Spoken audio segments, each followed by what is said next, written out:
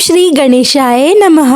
आशा करती हूँ आप सभी को हमारे चैनल पर सुनाई गई कथाएं पसंद आ रही होगी। अगर आपने पौष मास महत्म में इससे पहले की कथाएं नहीं सुनी है तो उन कथाओं के वीडियो का लिंक आपको डिस्क्रिप्शन में मिल जाएगा। अब सुनिए पौष मास महत्म में आगे की कथा। नारद जी ने पूछा, हरि के अंश से उत्पन्न हुए हे महाभाग, आपकी कृपा से मैंने गणेश जी का सारा शुभ चरित्र सुन लिया, किंतु हे ब्राह्मण, भगवान विष्णु ने उस बालक के धड़ पर गजराज के 2 दांतों वाले मुख को जोड़ा था। फिर वह शिशु एक दंत कैसे हो गया? उसका वह दूसरा दांत कहाँ चला गया? वह प्रसंग बतलाने की कृपा कीजिए, क्योंकि आप सर्वेश्वर, सर्वज्ञ, कृपालु और भक्त वत्सल्य है। नारायण ने कहा, नारद, एक दंत का चरित्र संपूर्ण मंगलों का मंगल करने वाला है। मैं उस प्राचीन इतिहास का वर्णन करता हूँ, सुनो। एक समय की बात है, राजा कार्तवीर शिकार करने के लिए वन में गए। वहां वे बहुत सारे वन्य पशुओं का वध करके थक गए थे। इतने में ही सूर्यास्त हो चला।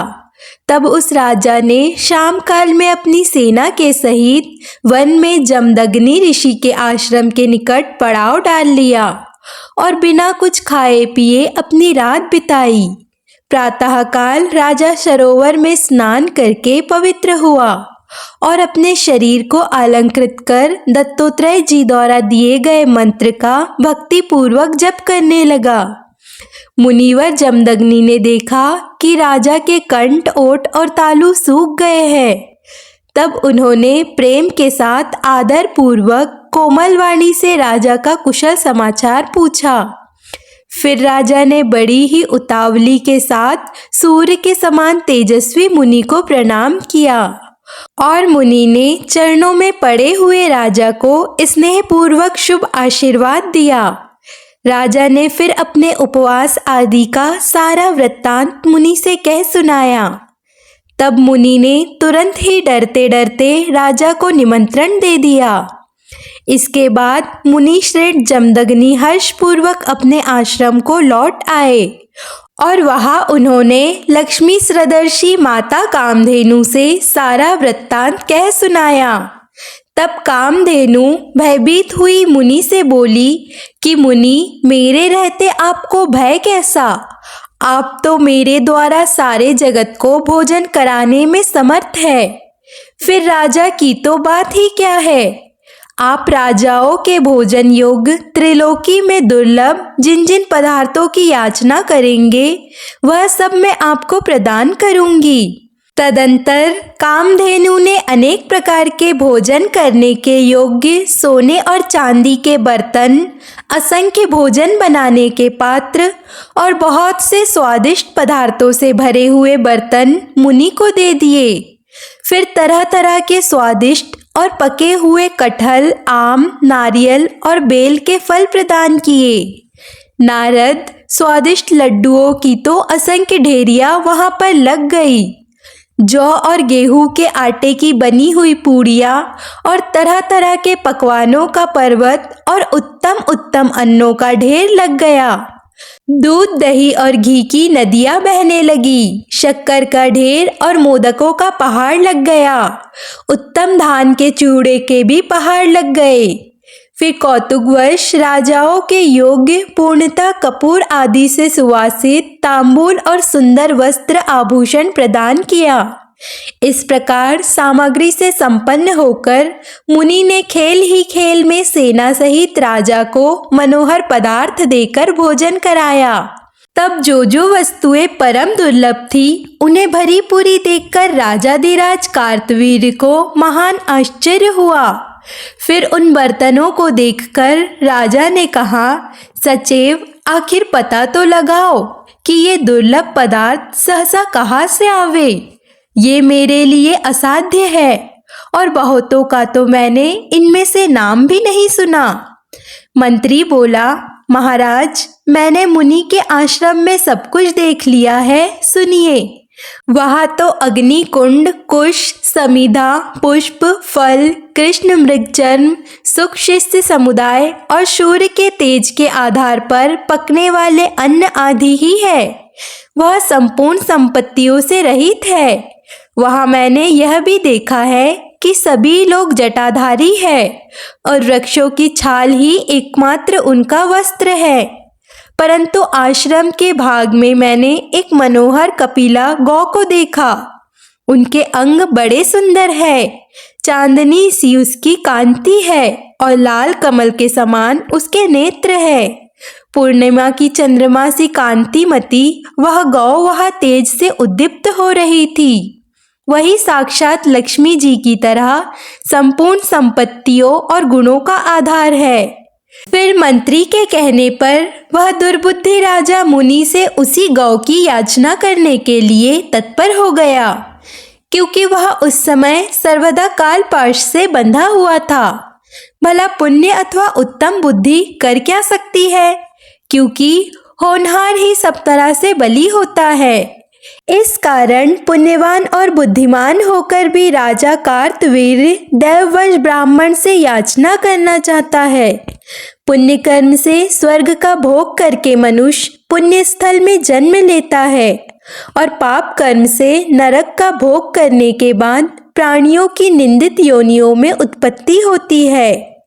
नारद, कर्म के वर्तमान रहते प्राणियों का उद्धार नहीं होता, इसीलिए संत लोग निरंतर कर्म का क्षय ही करते रहते हैं।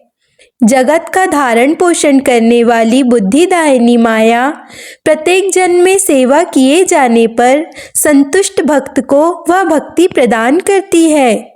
फिर माया से विमुक्त हुए राजा कार्तवीर्य ने यातना पूर्वक मुनि को अपने पास बुलाया और बड़ी प्रसन्नता के साथ अंजलि बांधकर भक्त पूर्वक बड़े विनय पूर्वक वचन में उनसे कहने लगा।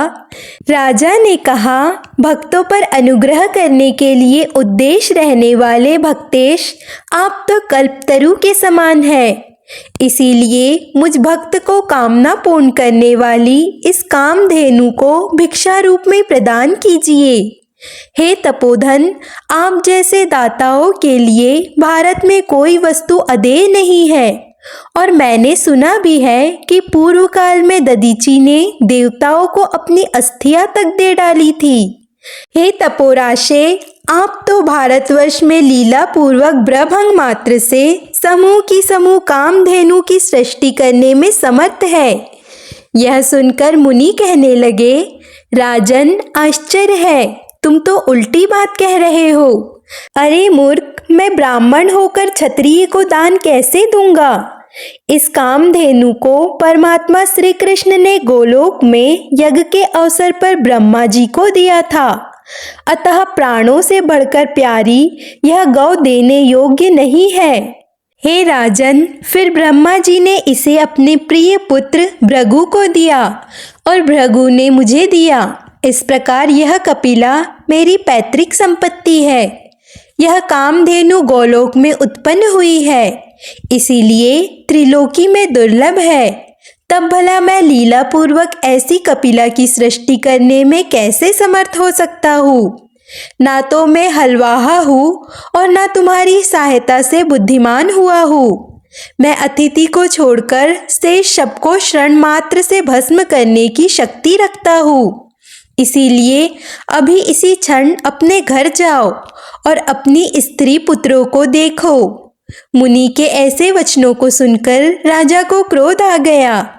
तब वह मुनि को नमस्कार करके सेना के बीच में चला गया। उस समय भाग्य ने उसे बाधित कर दिया था, इसीलिए क्रोध के कारण उसके होंठ फड़क रहे थे। उसने सेना के निकट जाकर बलपूर्वक गौ को लाने के लिए नौकरों को भेजा।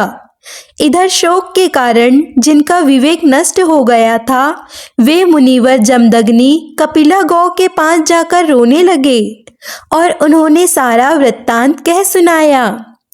तब भक्तों पर अनुग्रह करने के लिए अघत रहने वाली वह गौ, जो साक्षात लक्ष्मी स्वरूपा थी, ब्राह्मण को रोते हुए देखकर बोली, मुने, जो निरंतर अपनी वस्तुओं का शासक, पालक और दाता है, चाहे वह इंद्र हो अथवा हलवाहा ही हो, वही अपनी वस्तु का दान कर सकता है। तपोधन, अगर आप स्वेच्छा अनुसार मुझे राजा को देंगे तभी मैं स्वेच्छा से अथवा आपकी आज्ञा से उसके साथ जाऊंगी। अगर आप नहीं देंगे तो मैं अपने घर से नहीं जाऊंगी। आप मेरे द्वारा दी गई सेना के सहारे राजा को यहाँ से भगा दीजिए। सर्वज्ञ माया से विमुक्त होकर आप रो क्यों रहे हैं?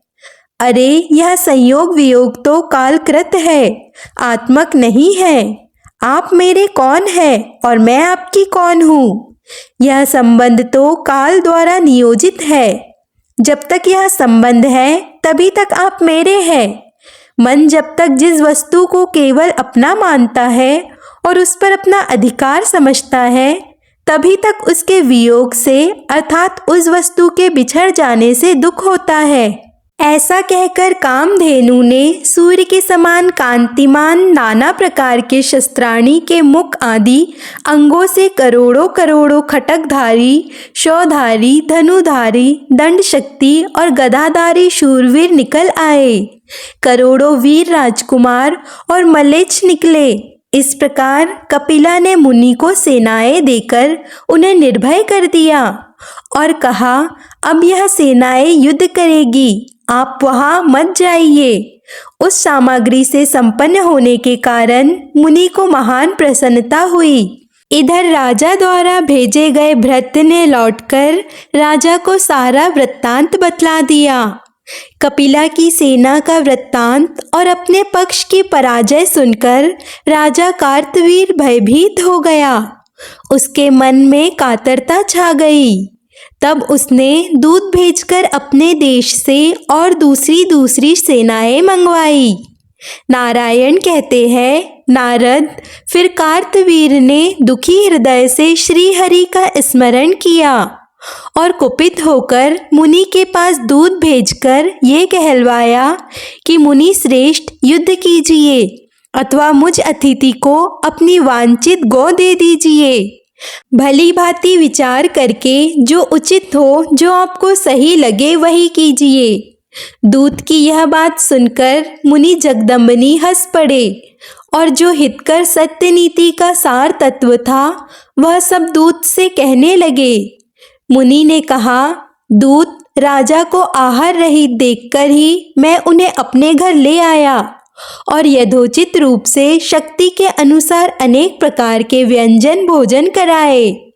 अब वह राजा मेरे प्राणों से प्यारी कपिला को बलपूर्वक मांग रहा है।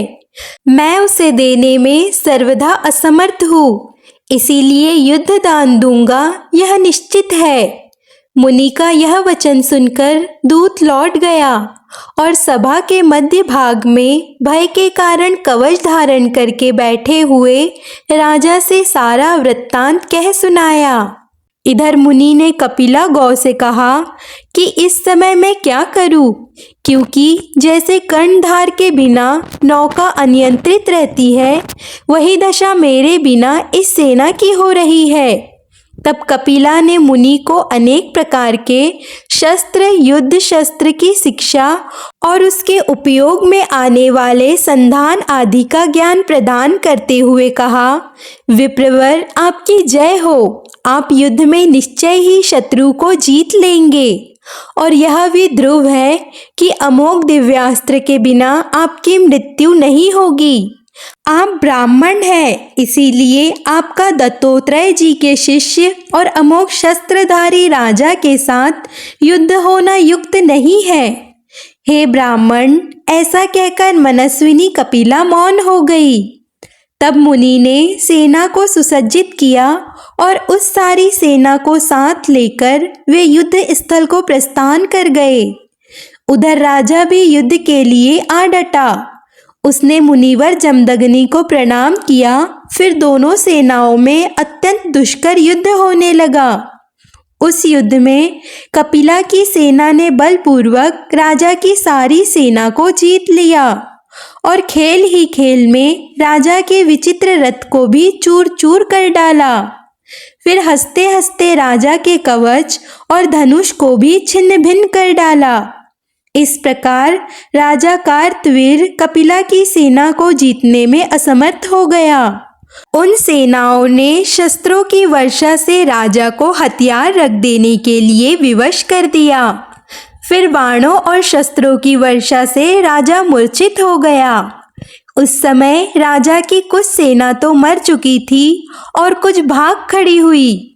मुने, जब कृपा सागर मुनिवर जमदग्नि ने देखा कि मेरा अतिथि बना हुआ राजा राजेश्वर कार्तवीर्य मूर्छित हो गया है, तब कृपा वश होकर उन्होंने उस सेना को लौटा दिया। फिर तो वह कृत्रिम सेना जाकर कपिला के शरीर में ही विलीन हो गई। उसके बाद कृपालु मुनि ने शीघ्र ही राजा को अपनी चरण धूलि देकर तुम्हारी जय हो ऐसा शुभ आशीर्वाद दिया और अपने कमंडल के जल के छींटे देकर उसे होश दिलाया। होश में आने पर वह राजा फिर से युद्ध भूमि में खड़ा हो गया और भक्ति पूर्वक हाथ जोड़कर उसने मुनिवर को सिर झुकाकर प्रणाम किया। तब मुनि ने राजा को शुभाशीष देकर हृदय से लगा लिया और पुनः उससे स्नान करा के यत्नपूर्वक भोजन कराया, क्योंकि ब्राह्मणों का हृदय सदा मक्खन के समान कोमल हुआ करता है, परंतु दूसरों का हृदय सदा छरे की धार के समान तेज, असाध्य और दारुण होता है। उसके बाद मुनि ने राजा से कहा कि राजन, अब तुम अपने घर को लौट जाओ।